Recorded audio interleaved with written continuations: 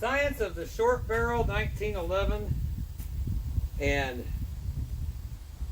the handgun that a great many users love to carry because it's very concealable. Short barrel being, we define as 3 to 3.6 inch in the 1911 design. And you just saw a multiple adversary drill where we want to shoot one shot in the target on the right, 3 on the left, and 2 back on the right. And that's one of the drills that were shot by 4 different shooters as we compared 6 different short barrel 1911s. And we call this series the Science of the Short Barrel 1911. And the primary reason is because if there's one handgun among handguns that has had a reputation problem with reliability, it's not been the 1911 design in its original form, but it's been the short barrel 1911s, the ones that we all like to own so much and carry so much because they're so carryable and concealable, and they are. However, the reliability quotient on the short barrel 1911s has been less than stellar over the years, and we dive into that subject and more in the Science of the Short Barrel 1911. I'm Mark Allen, BHSpringSolutions LLC and BHSpringSolutions.com. Let's get started. The Science of the Short Barrel 1911 in 45 ACP, and here is where it all starts. When we start talking about the science of the 1911 or having anything to do with the 1911, it's really important, at least as far as I personally am concerned, to go back to the real science of the 1911, back to the very beginning. That requires going back to 1910. This is the inventor, John Moses Browning. This would be a similar likeness to what he designed in 1910 and submitted for a patent in 1910. It only took until 1911, just shy of a calendar year, in order to have the patent issued. When we talk about short barrel 1911s, we're talking about a handgun that, compared to the original, differs in height because we have a shortened mainspring housing, shortened grip frame, and 2 inches less barrel in the case of this Kimber Ultra Carry 2. Our definition of a short barrel 1911 and 45 ACP is going to be 1911s with a barrel length ranging from 3.0 to 3.6 inches. In order to go back to the very beginning, well, that does require us to look up the original patent, and this would be it. Don't see anything where Mr. Browning ever called this firearm a model 1911.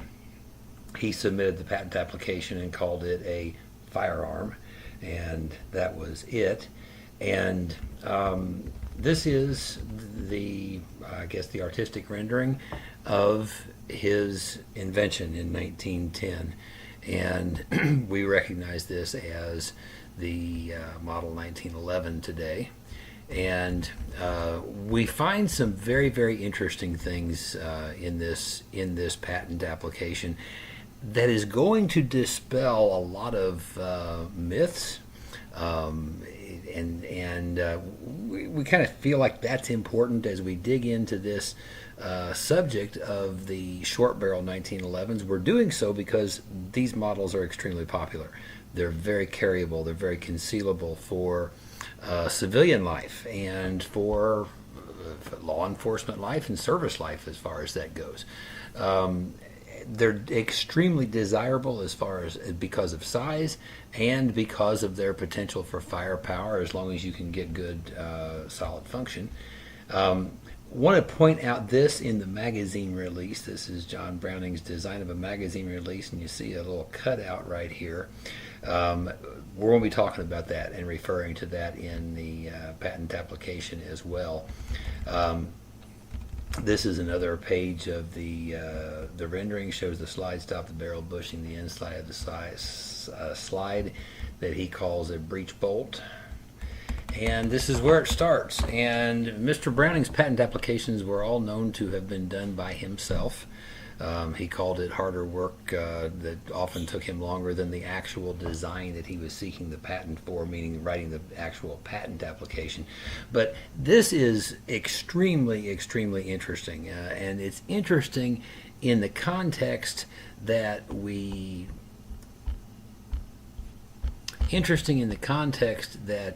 BH Spring Solutions has done, prior to now, about 95 sessions of a online video series called BH High Power University. This being the guy who designed the high power, and looking back, kind of at things in reverse, getting deep into the 1911 as we now have. Very, very interesting things that we find, and I want to refer you back just to a couple of things in the modern day P35 that we've covered in High Power University. The high power, different than the 1911, has right in this area right here, sometimes we call it a crossbar. It's a locking lug cam. It is what mates with the barrel cam lug right here. Mr. Browning had a different design with a barrel and a cam link, and he used the frame for part of the stopping influence of the barrel, different than Dieudonné Save did. Also, we have done a special session of High Power University about the phenomena of hammer bite with the high power pistol. That means that the hand can get up here, the hammer comes back to its rearward most position, and you have the ability to get a skin pinch by the hammer. And it's interesting to look back at Mr. Browning's 1911 patent application and actually see some of these things discussed. And it's interesting because the modern day P35, this guy waited until the 1911 patents were expired because he ended up using multiple different things that were actually originally patented in the 1911 design in his final design for the modern day high power. I'm going to point you to one other thing here real quick, and this becomes interesting as we contemplate this short barrel, the viability of a short barrel in 45 ACP. The standard issue military, and by the way, John Browning invented the 45 ACP cartridge also. He invented that in 1904. The standard issue military 45 ACP round has 230 grain bullet that operates at a relatively low maximum chamber pressure rating of 21,000 pounds per square inch compared to 35,000 pounds per square inch for both 9mm Parabellum and 40 Smith & Wesson. Due to a low bolt thrust, the 45 ACP helps extend the service lives of weapons. This becomes an interesting subject when you start thinking about the 1911 and then pistol trials for the United States military, when the 1911 became maybe the world's most famous handgun of that era. And Mr. Browning developed not only the gun, he also developed the caliber. We know that from history that his model 1911 shot 6,000 rounds with no stoppages in those pistol trials, and one of the things that we start to see is he had also developed this 45 ACP cartridge with a rather low maximum chamber pressure rating, which creates a lower bolt thrust. And we're going to be taking a look at what that essentially means and why he may have been concerned about that. But we're also going to see in his patent application for the 1910, 1911, he addressed certain things that Mr. Save did not address particularly well in the high power pistol. Which is a little bit ironic because, for a guy who was waiting for those patents to expire in order to bring this pistol to the market, there were 38 different things that were patented as a result of this model 1911. Dieudonné Save used a lot of them, but he did not particularly give a lot of attention to what Mr. Browning was pointing towards when it came to those issues such as hammer bite and the importance of this moving barrel. And we're going to see that here in just a moment. This is page 1 of the patent application. In this section, Mr. Browning starts with the invention relates to automatic firearms of that description in which the several operations such as the opening of the breech after firing a shot, the ejection of the empty cartridge shell, the cocking of the hammer. He's describing what happens with this kind of a design of a handgun. And now, what does this have to do with short barrels? Well, there's an important point that he makes that has a lot to do with when you short barrel a 1911 in the 45 ACP round, and that is right in this area here. And I'm going to just read it and what he had to say. The invention more especially relates to firearms of this description in which, in firing, the barrel and the breech bolt, that means the barrel and the slide, are interlocked and recoil some distance together, and during this rearward movement the barrel has another movement imparted to it, whereby it is unlocked from the breech bolt, and after its release the movements of the barrel are arrested, while the breech bolt continues to recoil until the breech is fully open, and in which during the opening movement of the breech bolt energy is stored in a spring. Mr. Browning called it the reaction spring. We today call it a recoil spring. The reaction of which is utilized to effect the return or closing movement of the breech bolt. So we know in a shorter barrel 1911 we're going to be shortening that recoil spring and coming up with different ways to handle the recoil. But what that does is an important foundational understanding for really understanding your short barrel 1911 and what its specific needs are as far as maintenance, and it's partly it's contained right here. When that slide continues to its rearwardmost position, that energy is being stored in a spring. And in the case of models that have dual spring assemblies, it's in part being stored in 2 springs. This is again an important foundational understanding that we needed to understand from the beginning in order to start to affect some positive improvements in some of these models, because quite frankly the 1911 design in its original form is highly reliable, and it's known for being highly reliable. However, 3 to 3.5 inch barrel 1911s, not so much. They have a reputation that's literally just kind of about opposite. And that's what we were really going for in this entire study, and that is, can we get reliable function in these 3 to 3.6 inch 1911s in 45 ACP, because they are extremely popular. We continue, and we're going to go ahead and continue just reading as Mr. Browning wrote.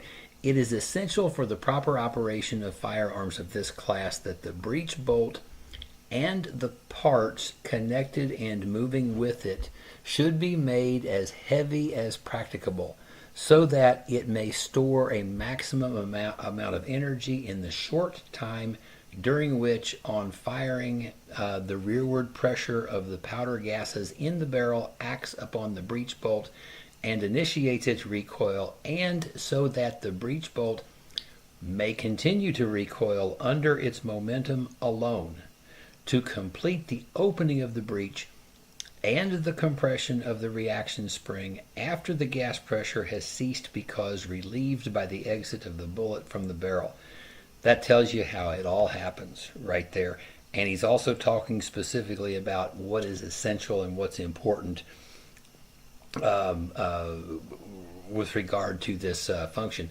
On account of the limited total weight practical for a small arm, and especially for a pistol, it is necessary in order to be able to give a maximum weight to the breech bolt that the other parts of the arm, the frame and the barrel, be constructed as light as possible. This again relates to all 1911s regardless of barrel length, but when you start playing with slide length, barrel length, frame construction, steel or aluminum, we go back and we look to Mr. Browning for guidance first, because this is going to kind of set the parameters or set the boundaries, the definitions of the safer harbors, so to say. Especially important regarding the barrel of this class of firearms for the additional reason that at the commencing of the recoil, the light barrel may readily yield to and move rearward with the breech bolt while it remains interlocked therewith, and in order that, when unlocked from the breech bolt, the movements of the barrel may be arrested without causing, by this sudden stopping, injury to either the barrel or the frame of the arm.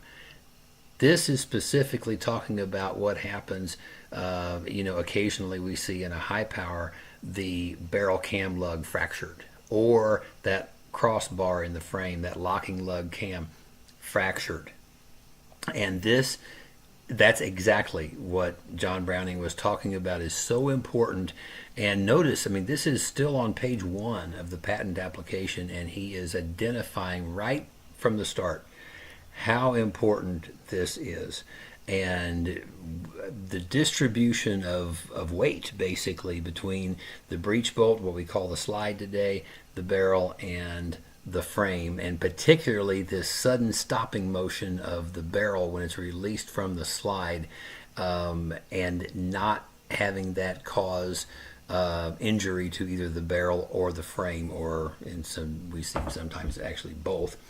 Okay, the main object of the present invention, this is an important thing to understand, is to produce a firearm of this class which, in order to be specially adapted for the military service, shall be not only practical. Now, I want to stop right there. You understand what his main object of the present invention was, and that was a military firearm. What that means today is the original design of the 1911 was designed for a Condition 3 application where the users, most of the time, vast majority of the time, do not have a round in the chamber. That's different than in 2022 in civilian life, and where many of us carry any handgun that we carry Condition 1, believing that not being ready is not being ready, and so forth. Okay, it says again, shall be not only practical, efficient, and perfectly safe in use, but strong and capable of withstanding the exposure and rough usage of service in the field, and adapted to fire cartridges having bullets of large caliber and weight and powerful charges of powder. It shall also be simple in construction, so as to be reliable under all conditions of service, and not liable to get out of order, inexpensive of manufacture, with a minimum number of parts, and readily dismounted and cleaned without requiring the use of any tools. Another object of this invention is to ensure the absolute safety of the user. And he's talking about how this design does not allow the slide can't leave the frame at the back of recoil and injure the user. He talks in great depth about the importance of that, and how this firearm is an improvement over some other firearms in the market at that time that did have that potential and possibility. Okay, here's one for you that you're never going to see coming, and this is one that is interesting to guys that also have high powers, because the high power design is one that the most controversial thing about the design is its magazine disconnect in the original trigger subassembly. And how many times have many of us heard someone say, well, John Browning didn't design a magazine disconnect in the 1911, and then lo and behold, you find out, yes, he did. Take a look here. Another object of the invention is to produce a firearm of this class in which to ensure absolutely against the dangerous accidental firing sometimes liable to occur if the trigger is pulled after the magazine has been withdrawn, in the belief that all cartridges have been removed from the arm with the magazine. Remember, this is 1910. And this semi-auto firearms, especially in a handgun, this was still very new, kind of virgin territory at this time. And what he was explaining is that people can sometimes make a mistake. They pull the magazine, they think they've unloaded the firearm because they've taken a magazine out that's full of ammunition, not realizing or remembering that they're still around in the chamber, pull the trigger, and pow.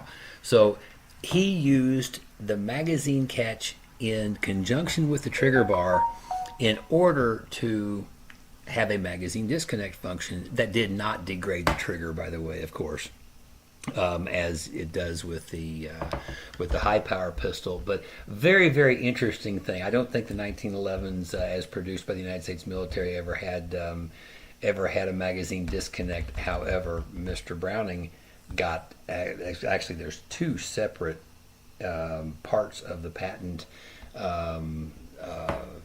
He actually received 38 separate letters of patent in this one patent application for 38 different points of design or invention, two of those related to this magazine disconnect combination with the magazine catch.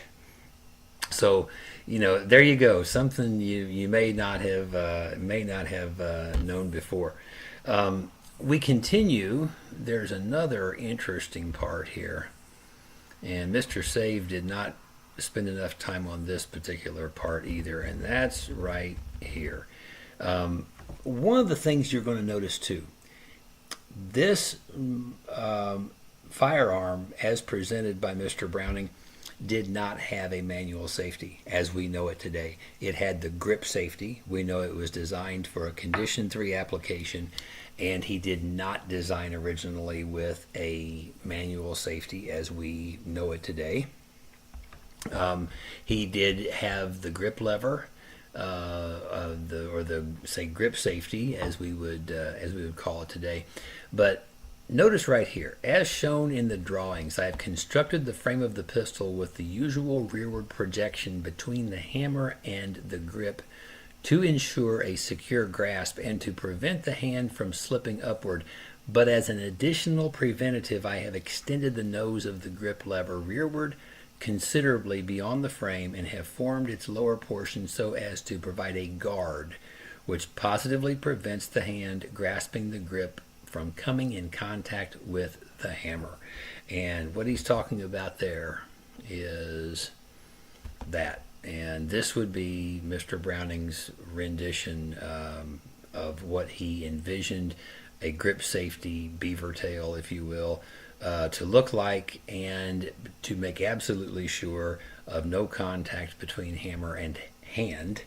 And he certainly did accomplish that. Mr. Save, again, should have been paying attention to some of these details, because this is clear back in 1910, not 1935, where Mr. Browning was warning against or about this issue and the importance of keeping the user safe and not having the user injured, by the hammer.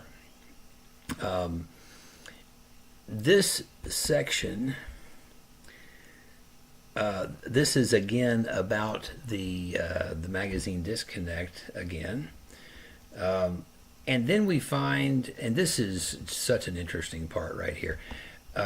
At the end of the explanation, and just before, it says, what I claim and desire to secure by letters patent is, and it starts with item 1, and there's 38. And he explains, it will be evident that various features of this invention may be employed independently of the rest and in hand-operated or other firearms of a different kind from that which I have described herein, and that various changes in form and arrangement of the parts may be made without departing from the spirit of the invention. And then the claims for patent are 38 items. The thing that you're going to realize, and is kind of awe-inspiring, I guess you'd say, is it's doubtful that anybody hearing this presentation can put your hands on a semi-automatic firearm unless it was made pre-1911 that does not have multiple aspects of this patent included in your firearm. In other words, it's very difficult. I mean, unless you go back to the little 1905, 1906 vest pocket, the model 1910 little 380 that in 32 that FN did, the original 32 caliber firearm that was the first semi-automatic handgun that Mr. Browning did. I mean, unless you go back to those, it's impossible. I can't even think of a firearm that does not use at least one of these 38 different things that were patented about the 1911. And as you can see, it goes on, it goes on, it goes on, and all of this was granted by the United States Patent Office, and finally we get to the number 38 right there. Let's continue on about the 45 ACP, the round. Here is the measurements in inches. I calculated one and added one because what I was wanting to know is how far into a, for example, 5-inch barrel is the bullet. In other words, how much does the cartridge itself and the powder area of the cartridge take up of the actual barrel? In other words, how much barrel benefit is there to the actual bullet that's going to leave the end of the barrel? And so we made up some simple graphs here. The original 5-inch barrel for the model 1911 gives about 4.449 inches of barrel benefit to the 45 ACP bullet, because you're going to be just about into this part right here. That's how far into the barrel that bullet is inside the cartridge, and it's about how much barrel you give up that the bullet doesn't actually benefit from. When we go to a commander length 4 1/4 and we lop off 0.75 from the business end of the barrel, we wind up with about 3.7 inches of effective barrel length benefit to the 45 ACP bullet, and it also represents 83% of that original 5-inch barrel in terms of actual barrel benefit. We go down to a 4-inch barrel. Some companies have done that. You wind up with about a 3.449-inch barrel benefit length remaining. The next one we're going to take a look at, now this one is an interesting one because we have had a company or two that did settle on a 3.6-inch barrel. It's kind of an officer's length for a 1911. That's taking off 1.4 inches from the business end, but that is the length you need to be in order to remain at 3 inches or just north of 3 inches of actual barrel benefit to the bullet. It also keeps you just above 2/3 of the original barrel benefit to the bullet. We go down to 3.5, and now we're just under 3 inches of barrel benefit to the bullet. We're just under 2/3 of the original as well. And then when we go all the way down to a 3-inch, like a Defender model, or well, there's many today. Kimber Ultra Carry 2. Fusion has a model called their Bantam. Magnum Research has a 3-inch model. I think they call it 1911 Undercover, or DE, I think maybe for Defender. And you get just under 2.5 inches of actual barrel benefit to the bullet when you're all the way down to a 3-inch barrel. So this is another thing that we're keeping in mind. However, one of the things that you have to really appreciate about why is this relevant? Well, if you can envision, it's about right here where the barrel benefit to the bullet starts. This is also the area that you're limited by on this end for recoil spring or recoil spring assembly. And that's going to run out to about here. So you got about 2.4 inches of space for recoil control and storing that energy of the rearward slide motion so that it can then be used to push that slide back into full forward battery. So that's another relevance of this. When we go, for example, to the 3.6 inch, we have about 3 inches of space for recoil spring to work with.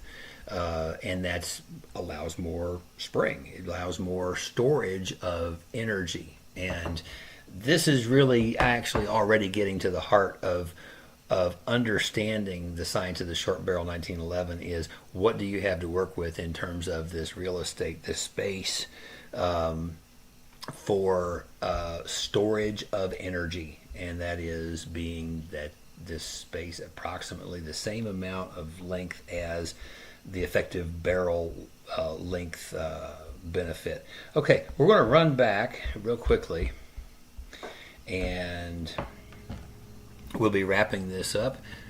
Also, playing into the science of the short barrel 1911 is also going to be these three guys, and I want to introduce us real quickly. On the left there would be yours truly, 8-year co-owner of BH Spring Solutions, co-author of the video series BH High Power University. In the middle here is our Chief Weapons and Modifications Designer, Leon Hubert, 64-year designer, inventor, gunsmith, 35 years at FN Erstal, founder and 28-year owner of RDIH, designer of the 1911 SFS system. That's the Hammer Forward Condition 1 Carry operating system for 1911s. Designer of a compressed air simulated operating system using a 1911 handgun. To say that Leon Hubert knows the 1911 design intimately, that's an understatement. He may know the 1911 design better than any human being currently breathing air based on what he has designed for it, and he has designed an entirely new and updated, really for 21st century, for Condition 1 Carry, that being the 1911 SFS system. And finally, on the right, my partner Slav Baruchiev, also 8-year co-owner of BHSpringSolutions, co-author of the video series BH High Power University, and a licensed master gunsmith himself. So those are the participants, and that's our sources of the information that we're going to be providing in this series, The Science of the Short Barrel 1911 in 45 ACP. Thanks for joining us for this session. I'm Mark Allen, BH Spring Solutions LLC. BHSpringSolutions.com. Thanks, folks.